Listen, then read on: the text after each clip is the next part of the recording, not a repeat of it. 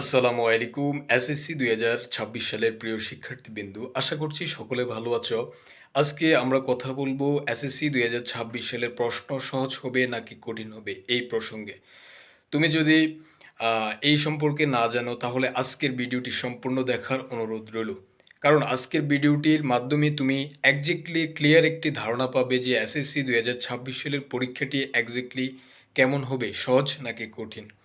তার আগে তুমি যদি আমাদের চ্যানেলে নতুন হয়ে থাকো, চ্যানেলটি অবশ্যই সাবস্ক্রাইব করে রাখো, যাতে করে এ ধরনের নিত্য নতুন সকল আপডেট সবার আগে পেয়ে যাও।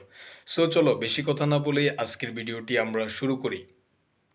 এসএসসি ২০২৬ সালের পরীক্ষা কিন্তু সংক্ষিপ্ত সিলেবাসে অনুষ্ঠিত হবে এবং বিগত সালগুলো যখন অ্যানালাইসিস করি তখন দেখতে পাই বিগত সালগুলোতে প্রশ্ন কিন্তু অনেক কঠিন করা হয়েছে, আবার অনেক সহজ করা হয়েছে। এটা সম্পূর্ণ তোমাদের পরিস্থিতির উপর ডিপেন্ডেন্ট।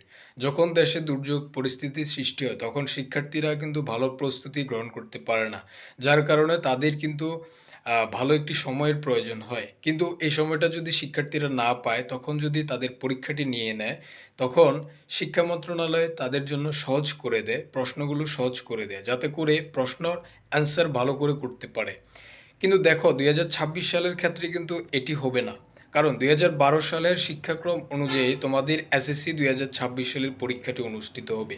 যার কারণে এসএসসি ২০২৬ সালের যে পরীক্ষাটি সেটি কিন্তু এক্স্যাক্টলি ভিন্নভাবে হয়ে থাকবে। দেখো বিগত ২০১৭ থেকে ২০২৫ সালের যে এসএসসি পরীক্ষা হয়েছিল তখন কিন্তু তোমাদের সংক্ষিপ্ত প্রশ্ন ছিল না। তখন শুধু ছিল এমসিকিউ এবং সিকিউর মাধ্যমে তোমাদের পরীক্ষা হয়েছিল এবং তোমাদের প্র্যাকটিক্যাল পরীক্ষা ছিল। ১০০ মার্কে পরীক্ষা অনুষ্ঠিত হতো প্রত্যেকটি সাবজেক্টে আলাদা আলাদাভাবে।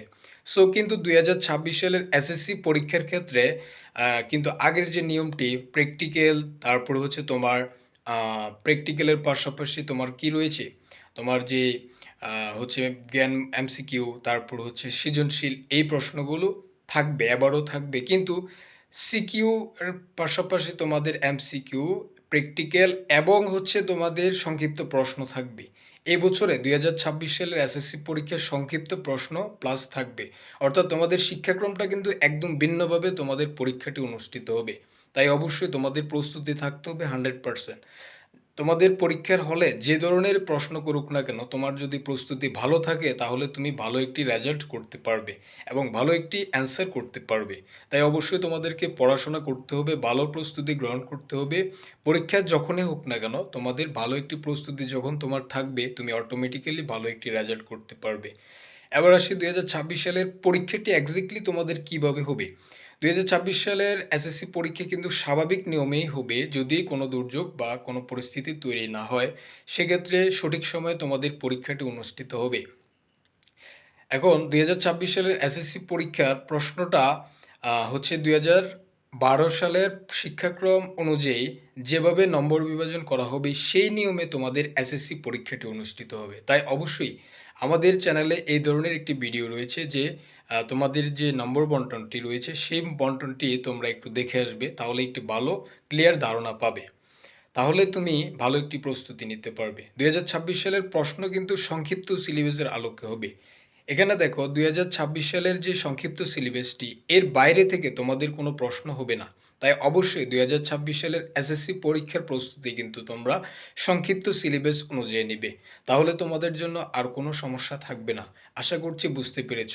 সো পড়াশোনা, পরীক্ষার নিত্য নতুন সকল আপডেট পেতে চ্যানেলটি অবশ্যই সাবস্ক্রাইব করে ফেলো, যাতে করে পরবর্তী আপডেট আসার সাথে সাথে নোটিফিকেশন পেয়ে যাও। ততক্ষণ ভালো থাকো, সুস্থ থাকো। আল্লাহ হাফেজ। আসসালামু আলাইকুম রহমতুল্লাহ।